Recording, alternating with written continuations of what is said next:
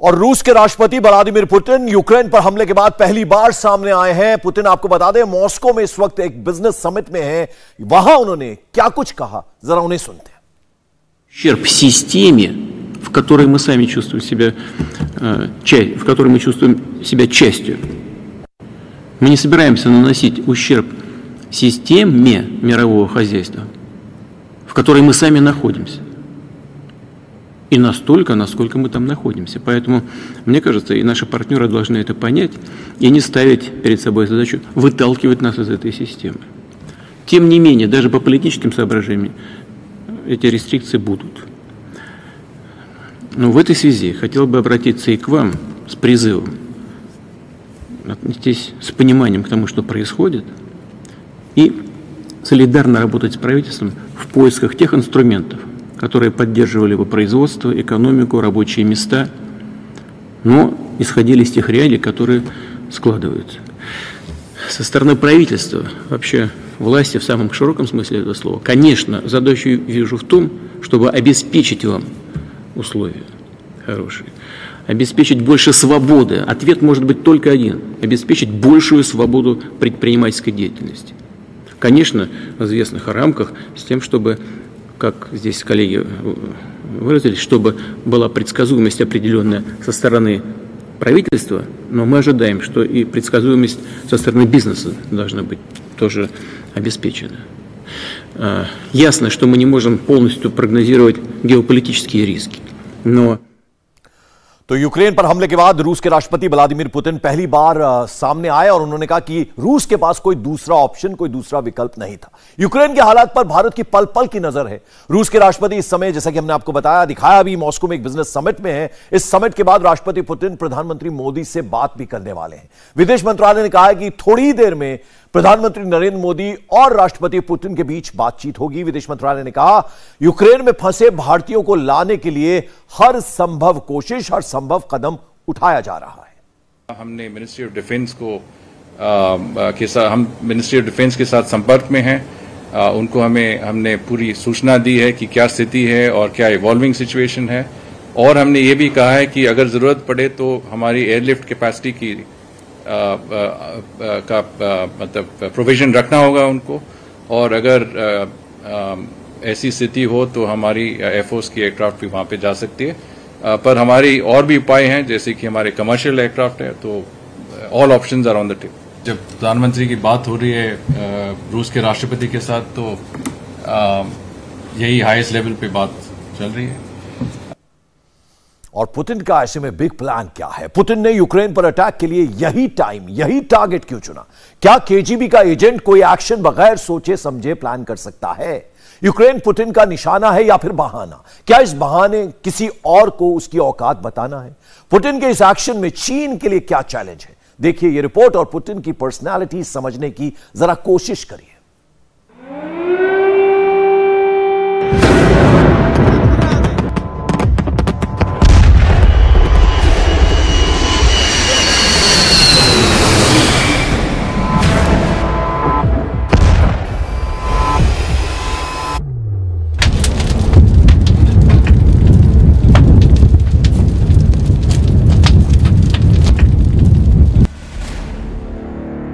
Putin ने Ukraine पर attack कर दिया, अमेरिका अल्टीमेटम देता रह गया।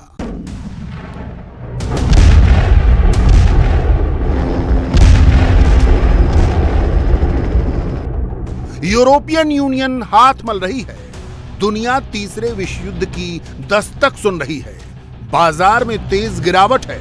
महामारी के बाद महंगाई की मार के भी आसार हैं। हालात ऐसे हैं कि ये हमसे सख्त और तत्काल कार्रवाई की अपेक्षा कर रहे हैं। डोनबास पीपल्स रिपब्लिक ने रूस से मदद मांगी और इस सिलसिले में यूनाइटेड नेशंस चार्टर के आर्टिकल 51 के चैप्टर 7 के मुताबिक हमने रशियन फेडरेशन काउंसिल से विचार विमर्श किया और फिर 22 फरवरी को हमारी लुहांस से दोस्ताना बात भी हुई थी। मैंने इसी की रोशनी में एक स्पेशल मिलिट्री ऑपरेशन का फैसला लिया। इसका मकसद उन लोगों की हिफाजत करना है जो पिछले 8 साल से कीव में मौजूद सरकार के अत्याचार और नरसंहार को झेल रहे थे। अब इन हालात में कुछ अहम सवाल हैं जो सबके दिलो दिमाग में हैं। क्या पुतिन दुनिया के हालात से वाकिफ नहीं है? क्या पुतिन को वर्ल्ड वॉर का डर नहीं सता रहा? क्या पुतिन अमेरिका की चौधराहट नहीं मानते? क्या पुतिन नेटो देशों को चैलेंज कर रहे हैं? या पुतिन एक बार फिर पुराने सोवियत संघ को नई शक्ल में जिंदा करना चाहते हैं? वर्ल्ड ऑर्डर बदलकर रूस को पावर सेंटर बनाना चाहते हैं? यूक्रेन पर पुतिन के दुस्साहसिक हमले की सच्चाई इन्हीं आखिरी दो सवालों में छिपी है। पुतिन के दिमाग में क्या चल रहा है, इसे समझने से पहले पुतिन को जानना जरूरी है। पुतिन की गिनती टफ राष्ट्राध्यक्षों में होती है, जिनसे डील करना आसान नहीं होता। डिप्लोमेटिक जबान में कहें तो हार्ड नट टू क्रैक, जिन्हें झुकाना मुश्किल है। मुझे भरोसा है कि रूस की आर्म्ड फोर्स के हमारे वफादार जवान और अफसर अपनी जिम्मेदारी प्रोफेशनल तरीके से और पूरी हिम्मत के साथ निभाएंगे। 69 साल के व्लादिमीर पुतिन एक करियर स्पाई रहे। 16 साल रूसी खुफिया एजेंसी केजीबी के एजेंट रहे। 1999 में पुतिन पहली बार पॉलिटिकली पावर में आए। 1999 से अब तक पुतिन रूस की सत्ता में बने हुए हैं। 1991 में सोवियत संघ के पतन के बाद रूस बेहद कमजोर हो गया। आर्थिक और सामरिक तौर पर कमजोर रूस को पुतिन ने दोबारा खड़ा किया। सिर्फ पैरों पर नहीं, उसकी रीढ़ भी सीधी की, जो पुराने प्रतिद्वंदी अमेरिका से आंख में आंख मिलाकर बात कर सके, यूएन सिक्योरिटी काउंसिल में उसके खिलाफ भी राय रख सके। अमेरिका और रूस की जोर आजमाइश सेकेंड वर्ल्ड वॉर से ही है। हिटलर को हराने का असल क्रेडिट रूस ही लेता है। सेकेंड वर्ल्ड वॉर के बाद उसने पूर्वी यूरोप पर जो दबदबा कायम किया, वो सोवियत संघ के पतन तक कायम रहा। शीत युद्ध के दौरान 1949 में अमेरिका ने पश्चिमी यूरोप के देशों को जोड़कर कम्युनिस्ट रूस के खिलाफ नेटो खड़ा किया। शुरुआत में इसमें केवल 12 देश थे। America, Britain, France, Canada, Italy, Netherlands, Iceland, Belgium, Luxembourg, Norway, पुर्तगाल और डेनमार्क।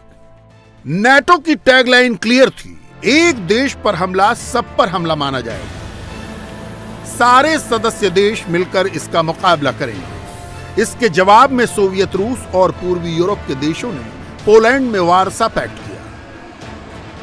वारसा पैक्ट में 15 देशों की रूसी सोवियत यूनियन थी।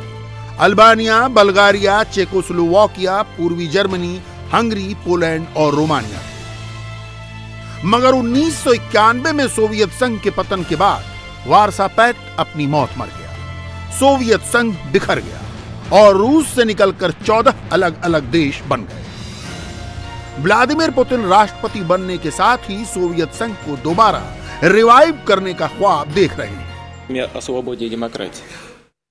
कभी कभी आप सुनते होंगे कि रूस के लोग सदियों से खामोश रहे हैं, उन्हें आजादी से जीने की आदत नहीं है और ना इसकी जरूरत है। इस वजह से कहा जाता है कि हमारे लोगों की लगातार निगरानी की जरूरत है। जो लोग ऐसा सोचते हैं, उनके फैक्ट दुरुस्त करने के लिए मैं बता दूं कि इसके लिए सिर्फ उन्हें पीछे मुड़कर हमारा तत्काल का इतिहास देखना होगा।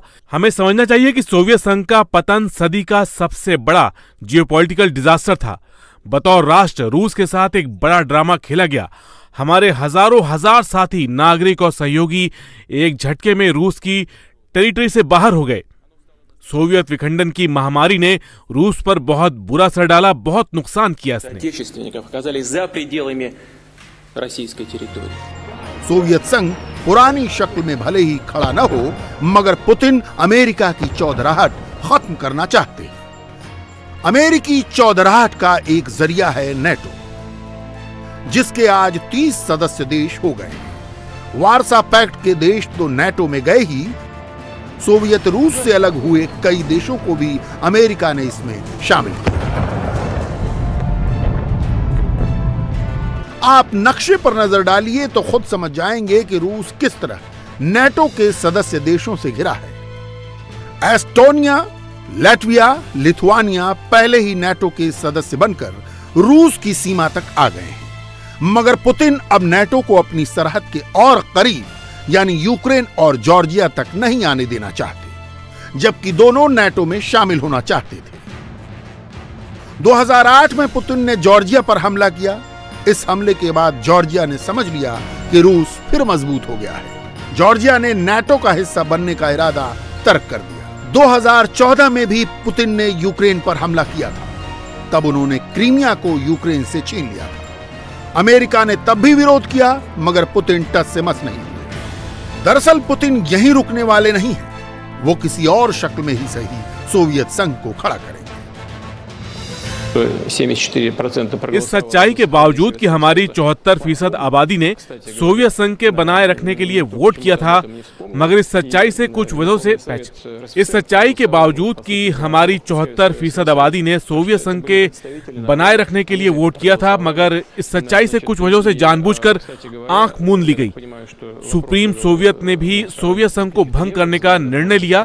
वो जनता के प्रतिनिधि थे और उन्होंने ही ऐसा कर दिया।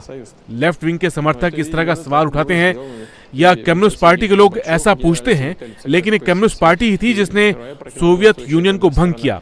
तो इस तरह यह हुआ। जनरल सेक्रेटरी मिखाइल गोर्बाचोव और सेंट्रल कमेटी के उनके विरोधियों ने यह किया। अब जो हो गया वो बदला नहीं जा सकता। समाजवाद की पुनर्स्थापना भी संभव नहीं है। देश अब बदल गया है। अगर ऐसा करने की कोशिश की गई तो बहुत से झगड़े खड़े हो जाएंगे। या हो सकता है कि कुछ लोग लेफ्ट विंग के विचार रखते हों, समाजवादी विचार रखते हों, वो एक बार फिर ऐसा करने में कामयाब हों। मैं इससे इनकार नहीं करता। हर पार्टी को, विचारधारा को यह अधिकार है कि वो इस बारे में सोचे, जनता से अपील करके वोट मांगे। उसे जनता की सहानुभूति मिल सकती है। जियोपॉलिटिक्स के लिहाज से देखें तो शक्ति संतुलन बहुत जरूरी है। सोवियत संघ का वजूद खत्म हुआ तो अमेरिका ने एक तरफा फैसले लेने शुरू किए। इराक पर दूसरी बार जंग लगभग थोपी गई थी। जानकार मानते हैं कि महाविनाश के हथियार की थ्योरी फर्जी थी। अमेरिका केवल सद्दाम को मारकर इराक के तेल पर कब्जा चाहता था। अगर सोवियत संघ होता या रूस पहले जैसा मजबूत होता तो शायद अमेरिका के लिए ऐसा करना आसान नहीं होता। पुतिन की लीडरशिप में रूस फिर खड़ा हो चुका है, जबकि अमेरिका कमजोर हुआ है। अफगानिस्तान से उसे अपनी फौज निकालनी पड़ी। अमेरिकी जनता भी उधार की लड़ाई नहीं चाहती। नाटो के सदस्य देश भी लड़ाई के मैदान में जाने के इच्छुक नहीं है। यूक्रेन नाटो का पार्ट नहीं है, इसलिए उसे मदद देने की मजबूरी नहीं है। कोरोना ने पहले ही ग्लोबल इकोनॉमी की कमर तोड़ रखी है। पुतिन को अच्छी तरह पता था कि कुछ प्रतिबंधों के अलावा अमेरिका और उसके सहयोगी कुछ खास नहीं कर सकते। इसलिए यूक्रेन पर अटैक के लिए पुतिन ने सोच समझकर वक्त का चुनाव किया। यहाँ एक और गौर करने वाली बात है, अगर व्लादिमीर पुतिन ये कदम नहीं उठाते तो चीन पहले ही अमेरिका को चुनौती देने को तैयार था। इससे पहले कि ताइवान और साउथ चाइना सी के बहाने चीन कोई सख्त कदम उठाता, पुतिन ने अंगद की तरह ग्लोबल पॉलिटिक्स में अपना पांव जमा दिया है। इंडिया टीवी हर वक्त हर जगह डाउनलोड करने के लिए सर्च करें India TV news Google play store या ऐप स्टोर पर।